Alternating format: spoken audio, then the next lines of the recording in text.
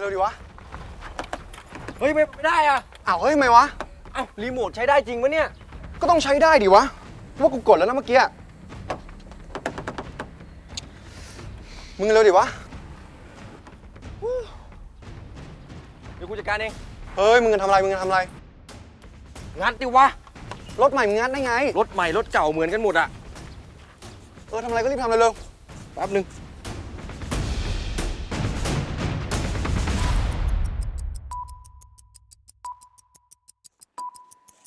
เร็วดิวะ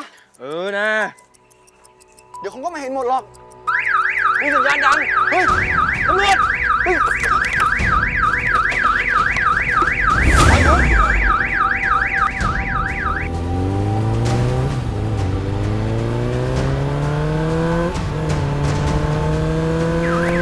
้ยหยุด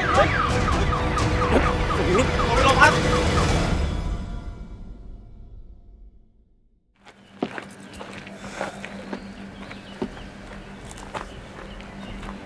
ขอบคุณมากนะหมวดที่ยอมเสี่ยงลงมาทำคดีนี้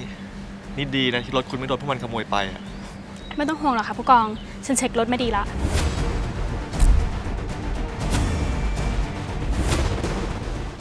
ขอบคุณมากเป็นอย่างข้อมูลที่ได้รับแจ้งมาจริงๆนะคะสถานที่ที่ไม่ค่อยมีคน